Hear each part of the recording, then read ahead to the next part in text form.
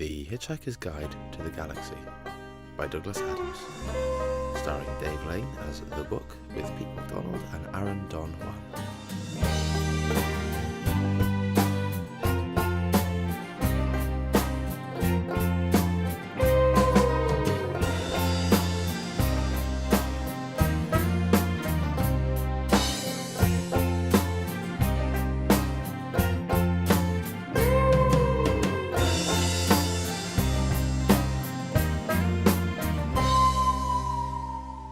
This is the story of The Hitchhiker's Guide to the Galaxy, perhaps the most remarkable, certainly the most successful book ever to come out of the great publishing corporations of Ursa Minor. More popular than the Celestial Home Care Omnibus, better selling than 53 More Things to Do in Zero Gravity, and more controversial than Oolong Kaloofa's trilogy of philosophical blockbusters, Where God Went Wrong, some more of God's greatest mistakes, and Who is this God person anyway? And in many of the more relaxed civilizations of the outer eastern rim of the galaxy, The Hitchhiker's Guide has already supplanted the great Encyclopaedia Galactica as a standard repository of all knowledge and wisdom. Because although it has many omissions, contains much that is apocryphal, or at least wildly inaccurate, it scores over the older, more pedestrian work in two important ways. First, it is slightly cheaper, and second, it has the words "Don't Panic" inscribed in large friendly letters on the cover. To tell the story of the book, it's best to tell the story of some of the minds behind it. A human from the planet Earth was one of them, although as our story opens, he no more knows his destiny than a tea leaf knows the history of East India Company. His name is Arthur Dent. He is a 6-foot-tall ape descendant and someone is trying to drive a bypass through his home. Come off it, Mr. Dent. You can't win, you know. There's no point lying down in the path of progress. I've gone off the idea of progress. It's overrated. But you must realise you can't lie down in front of this bulldozer indefinitely. I'm game. We'll see who rusts first. I'm afraid you're going to have to accept it. This bypass has got to be built, and it is going to be built. There's nothing you can say Why or do. has it got to be built? What do you mean, why has it got to be built? It's a bypass. You've got to build bypasses. Well, didn't anyone consider the alternatives? There aren't any alternatives. You are quite entitled to make any suggestions or protests in the appropriate time. Appropriate time? Yes. The first I heard about this was when a workman arrived at the door yesterday. I asked him if he'd come to clean the windows, and he told me he'd come to demolish my house. Well, he didn't tell me that straight away, of course. Oh no. First he wiped a couple of windows and charged me a £5. Then he told me. But Mr. Dent, the plans have been in the planning office for the last 9 months. Yes, I went to find them yesterday. You hadn't exactly gone out of your way to draw much attention to them, had you? I mean, I don't know, you could have told somebody or something. The plans were on display. Oh, and how many members of the general public are in the habit of casually dropping into the local planning office of an evening? It's not exactly a noted social venue, is it? And even if you had popped in on the off chance that some raving bureaucrat wanted to knock your home down, the plans weren't immediately obvious to the eye, were they? That depends where you were looking. I eventually had to go down to the cellar. That's the display department. With a torch. The lights had probably gone. So had the stairs. You found the notice, didn't you? Yes, it was on display in the bottom of a locked filing cabinet stuck in a disused lavatory with a sign on the door saying, "Beware of the leopard." Have you ever thought of going into advertising? It's not a particularly nice house anyway. I happen rather to like it. Mr. Dent! Yes, hello. Have you any idea how much damage this bulldozer would suffer if I let it roll straight over you? How much? None at all. By a strange coincidence, none at all, is exactly how much suspicion the ape descendant Arthur Dent had that one of his closest friends was not descended from an ape, but was, in fact, from a small planet somewhere in the vicinity of Betelgeuse. Arthur Dent's failure to suspect this reflects the care in which his friend blended himself into human society after a fairly shaky start. When he first arrived 15 years ago, the minimal research he had done had suggested to him that the name Ford Prefect would be nicely inconspicuous. He will enter our story in 35 seconds and say, "Hello, Arthur." The ape descendant will greet him in return, but in deference to a million years of evolution, he will not attempt to pick fleas off him. Earthmen are not proud of their ancestors, and never invite them round to dinner. Hello, Arthur. Ford, hi, how are you? Fine, look. Are you busy? Well, I've just got this bulldozer to lie in front of, but otherwise, no, not especially. There's a pub down the road. Let's have a drink and we can talk. Ford, can't you see what's going on here? Mr. Dent, we're waiting. That man wants to knock down my home. Well, he can do it whilst you're away, can't he? But I don't want him to. We'll just ask him to wait till you get back. Ford! Arthur, will you please just listen to me? I'm not fooling. I got to tell you the most important thing you've ever heard. I got to tell you now, and I got to tell you in that pub there. Why in the pub? Because you're going to need a very stiff drink.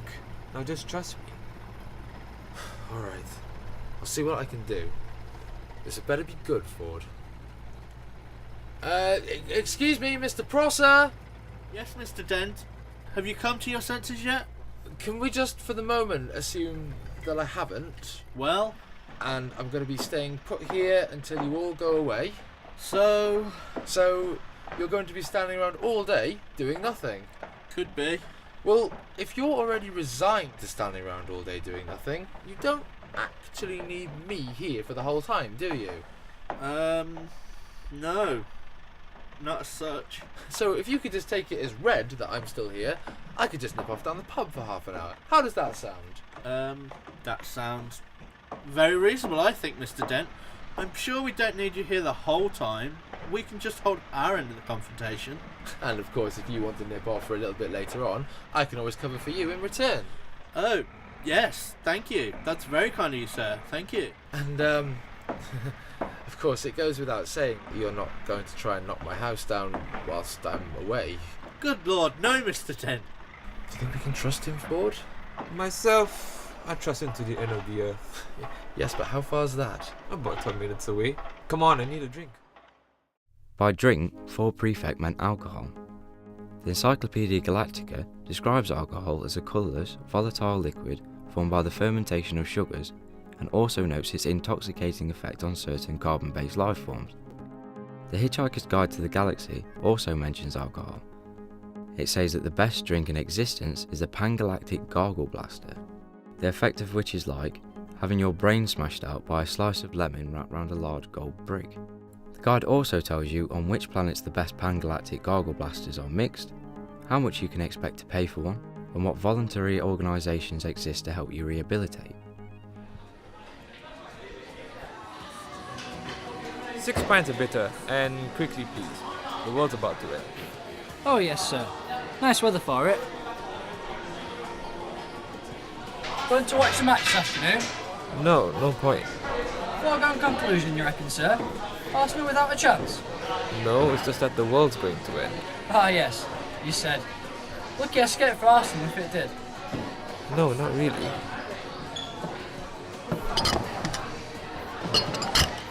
There you are, sir. 6 pints. Keep the change. What? Give me 50? Thank you, sir. You've got 10 minutes left to spend it. Ford, will you please explain to me what the hell is going on? Drink up, Arthur. You've got 3 pints to get through. 3? At lunchtime? Time is an illusion. Lunchtime doubly so. That's very deep. You should send that into the Reader's Digest. They've got a page for people like you know. Drink up. Why 3 pints? Muscle relaxants. You'll need it. Has the world always been like this? And I've just been too caught up in myself to even notice. Alright, let me try to explain. How long have we known each other, Arthur? 5 years, maybe 6. Most of it seemed to make some kind of sense at the time. Alright, how would you react if I told you that I wasn't from Guildford after all, but from a small planet somewhere in the vicinity of Beetlejuice? I don't know. Why, do you think it's the sort of thing you're likely to say? Drink up. The world's about to end. This must be a Thursday. I never could get the hang of Thursdays.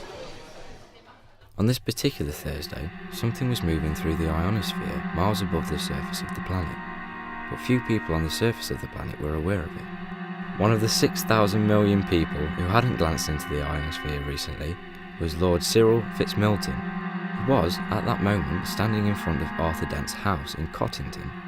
Many of those listening to his speech would probably have experienced great satisfaction to know that in 4 minutes' time he would evaporate into a whiff of hydrogen, ozone and carbon monoxide.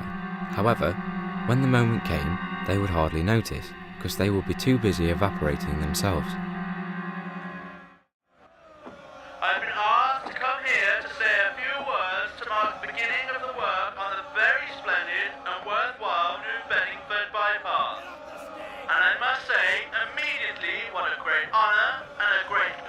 privilege I think it must be for you, the people of Cottington, to have this gleaming new motorway going through your cruddy little village.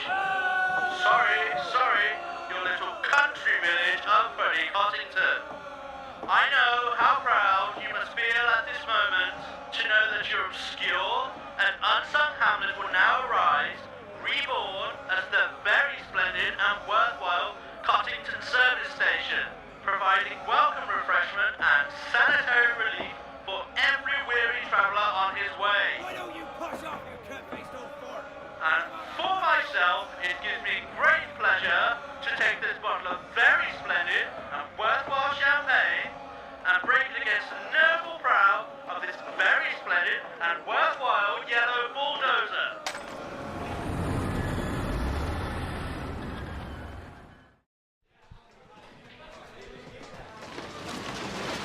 What was that? Don't worry, they haven't started yet. Good. It's probably just a house being knocked down. What? It hardly makes any difference at this stage. Oh my god, it is! What are they doing? We had an agreement! Let them have their fun. Damn you and your fairy stories, Ford! They're smashing up my home! Stop, you half-witted vandals! You really Arthur, stop. come back! It's pointless. Hell, I better go after him. Barman, quickly. Can I just have 4 packets of peanuts, please? Certainly, sir. There you are. £2, please. Keep the change. Are you serious? I mean, do you really think the world's going to end this afternoon? Yes. Just over 1 minute and 35 seconds. Well, isn't there anything we can do? No, nothing. I mean, I always thought meant to lie down and put a paper bag over her head or something. If you like, yes. Would that help? No. Excuse me, I got to find my friend. Very well then. Last orders, please. You pinstripe barbarians! I'm gonna sue the council for every penny it's got! I'm gonna have you hung, and then drawn, and quartered, and then I'm gonna chop you up into little bits until you've had enough! Arthur, don't bother. There isn't time. There's only 10 seconds left. And then when I've got the little bits, I'm gonna put them into a pile, and I'm gonna jump on them! I'm gonna jump and keep jumping until... What the hell is that? Arthur, quick! Over here! But what the hell is it? It's a fleet of flying saucers. What do you think it is? A fleet of what? Just that. It's a Vogon constructor fleet. A what? A Vogon constructor fleet. I picked up news of their arrival a few hours ago on my sub-ether radio. Ford, I don't think I can handle much more of this. I'm just gonna go and have a little lie down for a minute. No, just stay here, keep calm, and just take hold of this rope. People on Earth, your attention please. This is prosthetic Vogon gels of the Galactic Aerospace Planets Council. As you no doubt will be aware, the plans for the development of the outlying regions of the western spiral arm of the galaxy require the building of a hyperspace express route through your star system. Regrettably, your planet is one of those scheduled for demolition. The process will take slightly less than 2 of your Earth minutes. Thank you. There's no point acting all surprised about it. All the planet jobs and demolition orders being on display by the local planning department half the century, 50 of your Earth years, so you have plenty of time to list any bumble complaints. It's too late to start making a fuss about it now. What do you mean you've never been to Alpha Centauri? Oh, for heaven's sake, mankind, it's only 4 light years away, you know. I'm sorry, if you can't be willing to take an interest in local affairs, then that's your own regard. And in charge of the demolition bees! Goddamn dumb. I'm pathetic bloody planets. I have no sympathy at all.